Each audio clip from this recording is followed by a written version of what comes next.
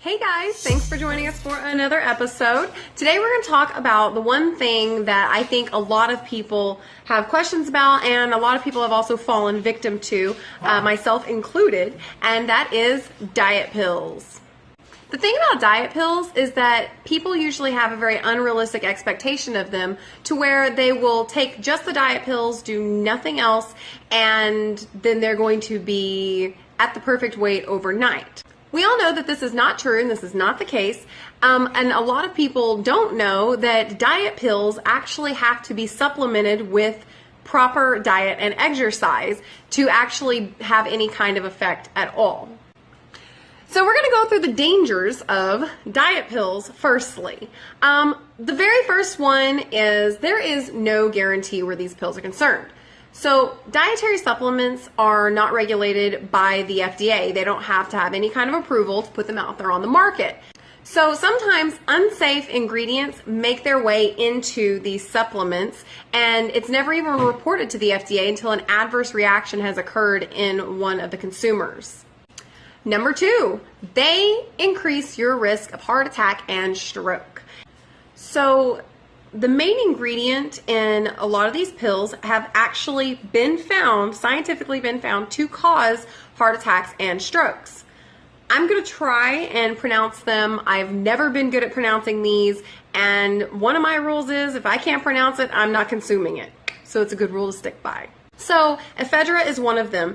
Because of the harmful effects of ephedra, the FDA has actually paid very close attention to it and have warned people about the dangers of this particular ingredient. It's actually been known to cause heart palpitations, which makes you more susceptible of having a heart attack or a stroke. So phenylpropanolamine, or PPA, is an ingredient that's been found in cough syrups and anti-allergy drugs. In a diet pill, PPA is supposed to be an appetite suppressant. So guar gum actually swells in the gastrointestinal tract, and it causes a false feeling of fullness.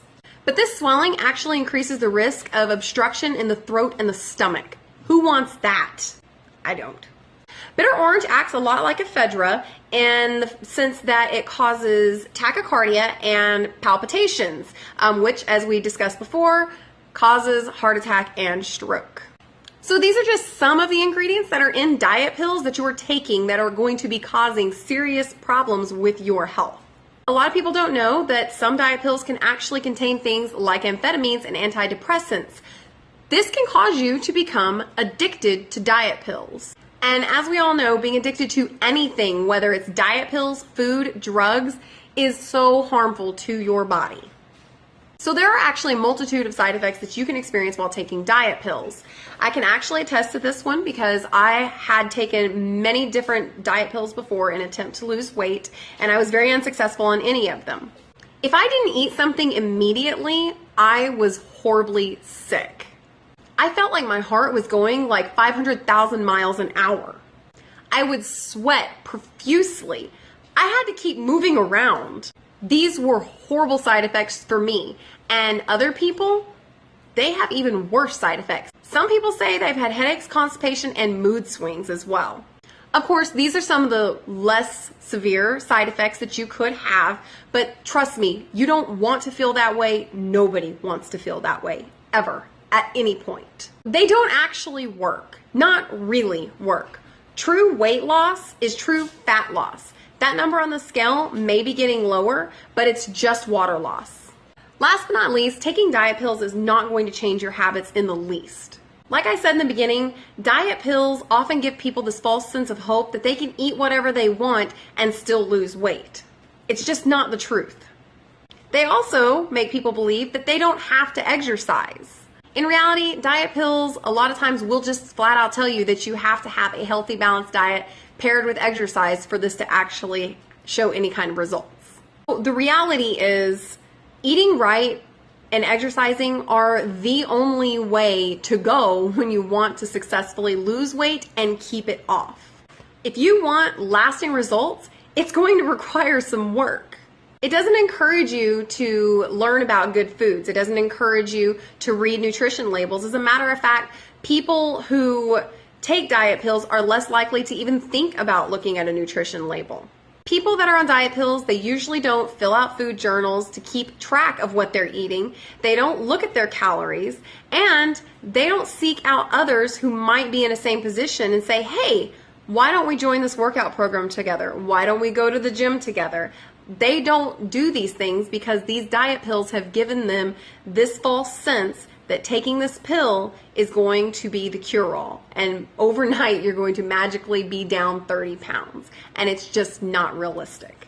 In conclusion, diet pills are not only destructive to your health, but they're also destructive to your goals. If you have to start small, start small. It's okay to say, these are the steps I'm going to take to reach my goals, because eventually those little steps are all going to add up and you're going to reach your goals faster. So, here's a couple of tips to get you going.